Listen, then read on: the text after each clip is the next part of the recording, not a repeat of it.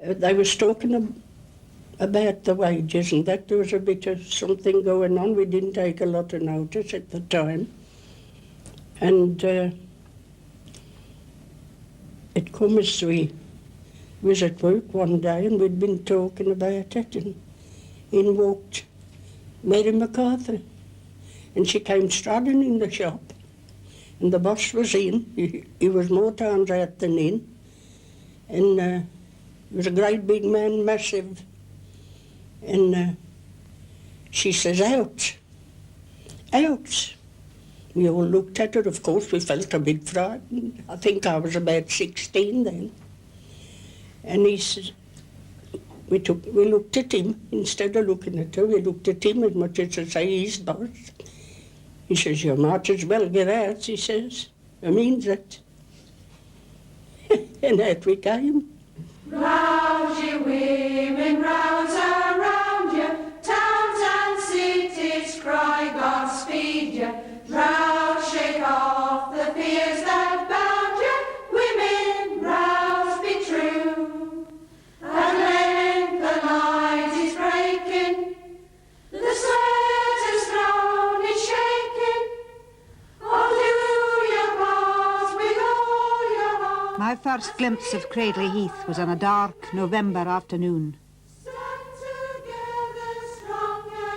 The train stopped just outside the station, as it had a perverse habit of doing, and from the window of the carriage I looked down on a long, low shed.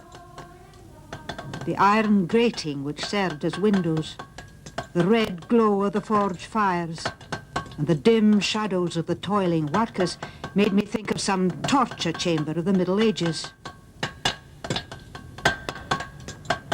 Later, when I knew more of the life and labour of the district, that first fleeting impression returned and has never quite left me since. Well, everybody else seemed to be making it. I thought I'd like a go. There was nothing else, really. If you went to service, you was a prisoner. You'd never let you out much. Well, I was about 12 when I started to make chain first. I had to stand on 4 bricks. I was tall enough to reach the block, you know. When I first made chain, well, learned to make it, I was 11. There was nothing else. No babies to marry. I couldn't go out and nursing babies because I couldn't pay you. You would go to make chain. My mother learned us. She used to have the people in to work for her. She got the work up. She got the work up and worked for Sykes's and Willits up. Big factories, you know. I used to get the bends off the iron and straighten them and cut it and shut links. 1905, that's when I started to work in the make chain. 1905. And I had £0.50 a week. From Monday morning, 7 o'clock, till 7 o'clock at night, till 2 o'clock on a Saturday afternoon. £0.50 a week. That's we had to go errands and couple the chains and put them together and learn to make it in between. We weren't long many weeks learning though. Oh, well, I had nothing when I was 11. We'd got to learn when we used to spoil a lot of iron, burn it or, you know, not get it just right. But when we got it all right, we had to make chain, but we'd got to learn to make it. We had to learn to make it. And when I got married, I used to make 300 weight a week, a bare sevens, £0.50 100 weight. The Woodhouse's brothers, they used to employ the women to make chain in the chain factory. But most of the chain was made by hat workers. And they used to go and fetch a bundle of iron, and the women used to carry it on their shoulders and bring it home. And they used to climb the Cradley Hill, and it was a big hill. And there was one woman on it, what was her name? Now then, I can just forget. Well, anyhow, she wasn't a very big one, but raw bone. And she used to get a bundle iron on her back and carry it up cradle like a man. And then when she'd made her iron, they used to have a dobbin, a square dobbin with 2 wheels on. And that's how they used to take the chain away, as they called it.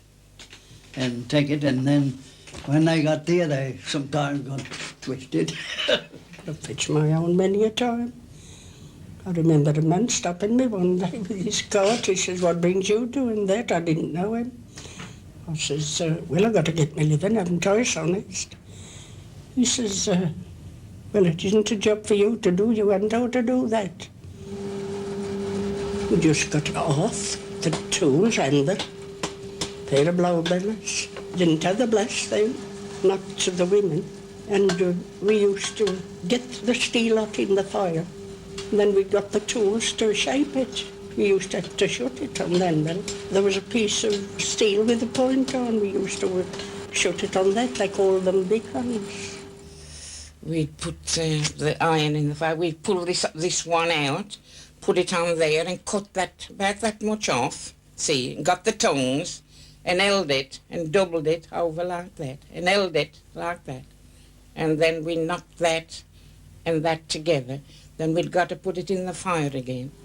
And then when it was hot, you got to mind that it didn't burn off. You got to have it just right, and then you'd bring it onto the anvil, and then we used to knock it together, you know, weld it. We used to weld it. I used to make what they called country work. That was all the chains that the farmers used on the ploughs and different things in the fields. And when there was horses, of course, they got to have all tackle on them. They used to make with the short chains and the long ones, you know. They used to reach from the harness to the carts and hook on. That's how that is, summer. Ay, God, she was a typical chain maker, woman chain maker. Well, she got the statue of a man, really, what we call it was a monument. And I could knock out, what's it where I could be there cutting and joining up the link and then turning it over, putting it into the fire, and then had it come with the summer, bump, back, and about 4 or 5. And they knew from practice, every blow was true. And when that link was made, it was as pretty as a picture. Down it would go, same over and over again, piece of iron would come out, in what they call the yard, cut it off and then bend it over on the stiddy, as they called it. That's the old name for anvil. A little stiddy, and they used to bend it round in a U shape, pick it up with the tongues, join up and on the bickern again, round and round, and into the fire. Now that was 12 hours a day like that, same thing over and over again. And sweat used to come off the roses. It was heavy work, but I really was pretty good at it, although I could have done without it. It used to, of course, make your hands hard, you know. I was always ashamed of my hands. Well, holding tongs and hammers, it disfigured your hands. You used to get burnt sometimes, the fleshes, when you was working, and you took no notice. Mind you, to put some blister on you every time. It caused you to have hands that was not nice. This is my umber on, look, you see that knuckle? Look at it. My umber on that either. The children saying, "What's that, Gran? Look at your hand, it is funny." I says, "My umber on." I don't know what I mean now. Women went blind when they're young, and the faces, most of them, emaciated, you know, thin, haggard looking. I've got a Cradley Parish magazine compiled in the year before the strike. And looking through the burial pages, every month there's a big list of chainmakers' children that were only a few weeks old. Month after month it was the same. So the infantile mortality must have been very great in them days. You take a woman, she'd have a child, and then 4 days after, in the basket it'd go with a piece of flannel round it, and she was making chain with the baby by the side under the anvil. So what can you expect? I used to go down to my mother's to work, and I used to take one. 12 months after, I used to take another. I had 2 in 12 months and 5 days. And I used to put them on a block where I worked, on a wooden thing they both got to sit in when they was awake. But when they wasn't awake, Mother used to have them in the house.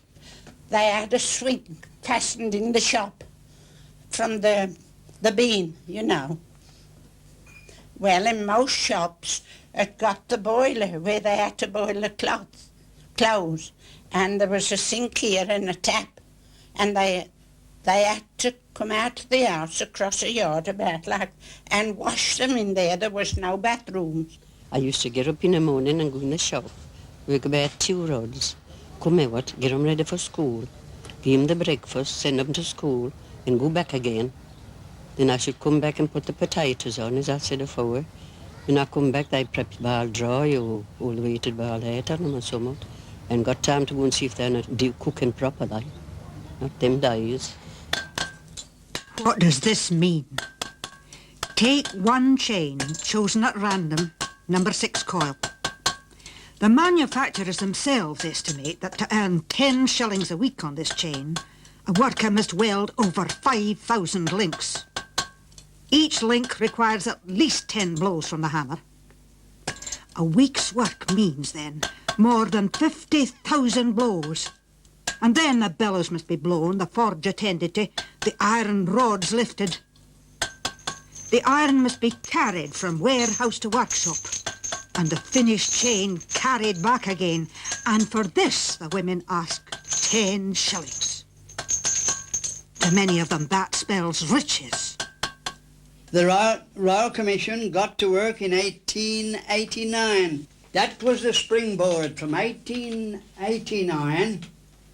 That was the springboard. But look how many years it took the Royal Commission and the Board of Trade to be fixed up, to fix the price. 1910 from 1889. Little wonder that the chain-making trade was chosen as the first trade to have minimum wages fixed by law. For 7 months, employers and workers' representatives have sat with Board of Trade appointed members to fix a minimum wage. On May 17th, notice was given of the rates proposed to be fixed for the hammered section of the chain trade. During 3 months, objections were heard, and on August 17th, final notice was given. From that date, the women were legally entitled to the new rates, an increase from 50% to 150% unless they signed an agreement to the contrary. This the Act allows for a further 6 months. Many of the women can neither write nor read, and quite a number of them innocently fixed their marks to the petition, as they called it, submitted by their employers. Great was their indignation when they discovered once again that the long-hoped-for benefits were to be postponed. Ever since the trade was scheduled, the women have been working at high pressure. Huge stocks have been accumulated against the anticipated increase of wages, and another 6 months' work at the old rate would mean little or no work at all when the new rates come finally and fully into force. The chain masters come along with their fine agreement. They asked we all to sign we names for taking lower payment. Then the union come along, said, don't you want your price? So we said we don't. They didn't have to ask the question twice. So The Trade Board had fixed a price. Well, there's a buffer period allowed for the gaffers to complete their contracts, and then at a certain date this operated the new price. But during that buffer period, they got the women, foolish women, to sign for the old price. That was, I think, about a penny farthing an hour, just weigh that, 12 hours a day, just over a shilling a day. They were about to have a strike, and I think they were sent up to London to collect on the streets. There was 12 of them. I've tried to get in touch with if there was one left, and there was one just passed away that went down Woodfield Avenue, just passed away. Well, I didn't go. My dad wouldn't let me go. They got scarves round here, you know, and what was on was they'd come out collecting for the poor chain makers of Cradley Heath and Old Hill. That was what it was. Well, when the police saw them and that, they thought they were suffragettes and they jailed them. And they were in jail all night, and they got in touch with the head workers, and when they knew, they were treated like ladies. They had a lovely breakfast, and they did wonders with the collection. Last night a neighbour called me in. One of my old boyfriends had come from Canada, and he's 78. He was 12 years old, but he can remember it. And I asked him about it. He says, can you all remember the 1910 women's strike, chain strike? He says, can I be in the, what was he said? He says, there was one damn good woman, he says, I don't know her name, he said, but she said, if the women will lay down their hammers, I'll pay them till the strike's over. I said, who was that? He said, I don't know. I said, well, I'll tell you, it was Mary Macarthur. Strike, strike, strike, a blow for freedom every time. Cast your chains away from you upon the ground. Strike, strike, strike, a blow for freedom every time as you go marching round. Now come along and join the Union. Don't let us have to ask you twice. Now come along and join the Union, all fighting for our prize. We came out. Then the next morning we had Mary Macarthur called a meeting in Cradle Heath Theatre.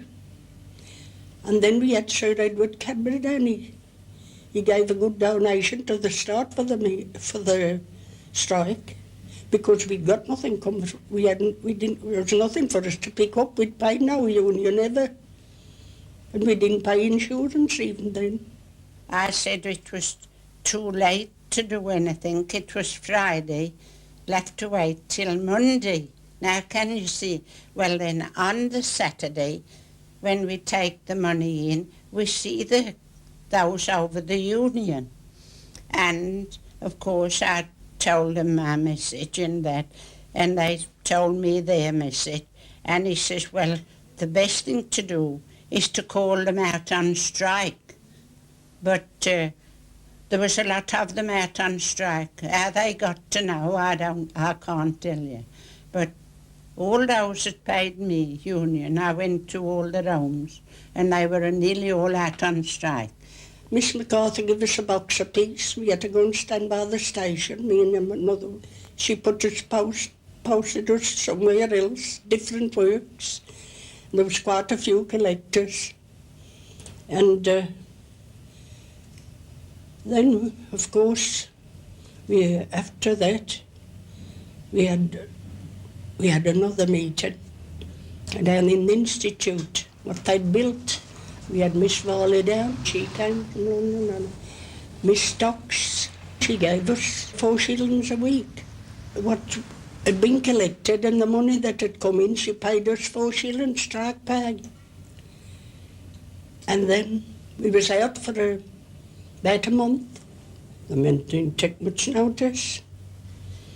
They know the women would get on a rattle. Dear Sir, we earnestly appeal to trade unionists throughout the country on behalf of the women chain makers of Cradley Heath, now locked out for refusing to sign an agreement to work for 6 months at lower rates than the minimum, 2.5 halfpenny an hour, fixed by the Trade Board. In another 6 months, contracting out will be illegal. But in the meantime, huge stocks can be accumulated in anticipation of the compulsory rate. Despite the low earnings of these women, 4 shillings to 5 shillings weekly, a number of them are members of the National Federation of Women Workers and will be entitled to strike benefit. It is, however, absolutely necessary that some measure of support should be extended to those who up to now are not members of any organisation. Some 200 of these women have up to now stood by their fellow workers in resisting the agreement, but their condition is pitiable in the extreme. A fund has been opened, to which we trust your society will contribute as generously as it can afford. We are, yours faithfully, on behalf of the Women's Trade Union League, Gertrude Tuckwell, D.J. Shackleton, Mary Macarthur. I'll tell you where they used to hold a lot of the meeting, where the Workers' Institute is now. And it was on what we call Lowertown Bunk. Lowertown Bunk, well, it was a pit bank at that time, but it's been removed now, all the spoil from it. But anyhow, that's where they used to hold the meetings, and she could hold them, I tell you, and everybody was behind the chain makers. Yes, we used to walk, have meetings down on the field and round about. She walked us about a lot, but we got through all right. Well, yes, I can remember women walking about with chains hanging around their necks and placards on the chest. Some of them got placards, ignorance, disgrace, help in the fight for tuppence halfpenny an hour. And half on them and wearing their husbands' caps with hat pins stuck through it and a shawl over the... That was the workaday attire at that one time. They marched all round behind the band, and they sang the song, Miss Macarthur and the Union. We will stand by the side, and they got flags waving. Yes, that's true. And I'm not sure, but I think the Salvation Army joined them once. All the school children and the chainmakers' children, they joined up in gangs. They used to, at night time, when they come from school, they say, sing this, the women chainmakers are on a big strike. The gaffers think they can do what they like. They work very hard by night and by day, and for it they get a rotten pay. Holly-o, the gaffers and that day or die. Mary Macarthur learned me one, but I've really forgot it, but I know it was something we'll fight a right good fight, because we're fighting for our rights, for our pay. And now it ended up with that. That's all I remember of that. Miss Macarthur and the Union, we will stand by your side. And then la la la la la la la la la la la la till the devils all wake at night.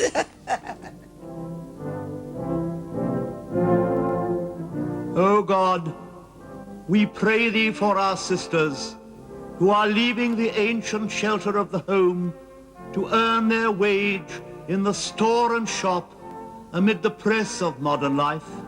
Grant them strength of body to bear the strain of unremitting toil, and may no present pressure unfit them for the holy duties of home and motherhood which the future may lay upon them. And if it must be so that our women toil like men, help us to reverence in them the mothers of the future. Give them grace to cherish under the new surroundings the old sweetness and gentleness of womanhood, and in the rough mingling of life to keep the purity of their hearts and lives untarnished. Save them from the terrors of utter want. Teach them to stand by their sisters loyally, that by united action they may better their common lot. And to us all do thou grant wisdom and firm determination, that we may not suffer the women of our nation to be drained of strength and hope for the enrichment of a few, lest our homes grow poor in the wifely sweetness and motherly love which has been the saving strength and glory of our country.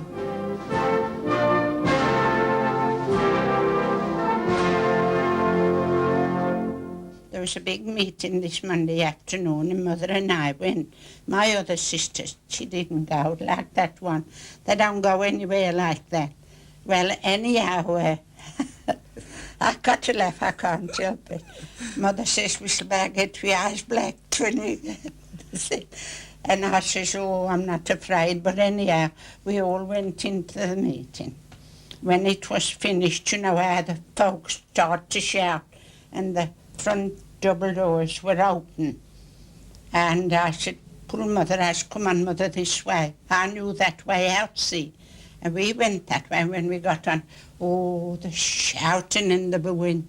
And I says, oh, I wonder what's up. I rushed to the corner of the building and I looked and I says, oh, it's Mr. Eliza Stinsley going home, mother. I should come back because Cecil Bates give me the sack. I said, well, we got her the sack now or something. We weren't at work, see, we were having union money. Well, anyhow, we kept waiting and when the strike stopped, when one or two of the workers went back, were you at that meeting down by Cradley Station? He asked one. They said yes. He says, well, I'm sorry, there's no work for you. They were stopped. He stopped ever such a lot of work. The boss says he shouldn't pay 11 and 3 pence. He says, you know what you get. Well, we worked hard before, we never killed time. And I'll give you what you get. We'd been out a month, and we'd had the 4 shillings for the week we was out, for the weeks we was out. And when I went back to work, I earned 14 and 6 the first week. So that was better than 11 and 3 pence. It was very exciting when we reckoned.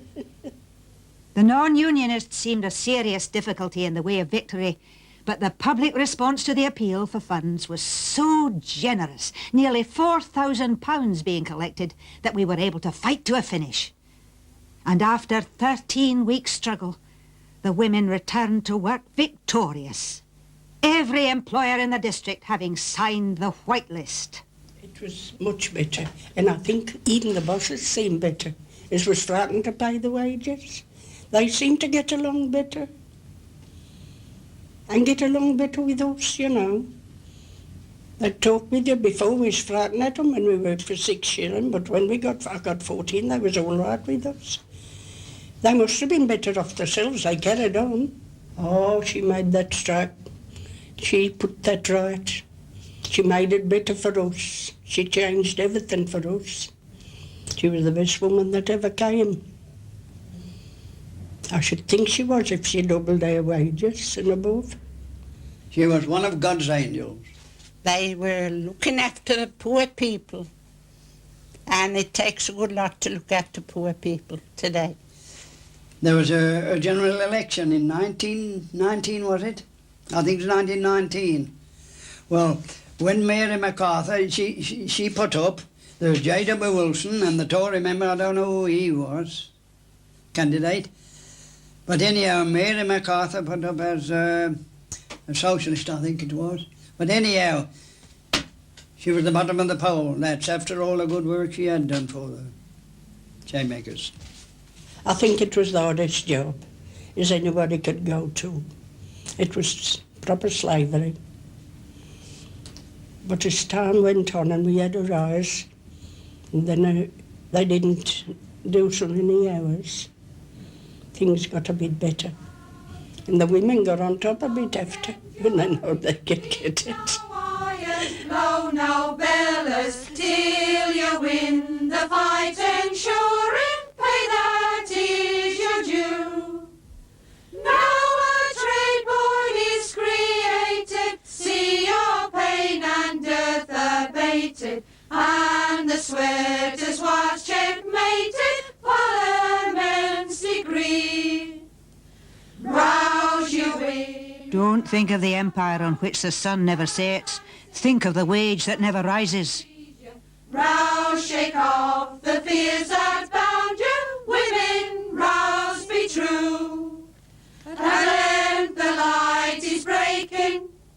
The sweat is thrown is shaking. Oh, do your heart with all your heart, a sweeter world is making. Stand together strong and splendid in your union till you're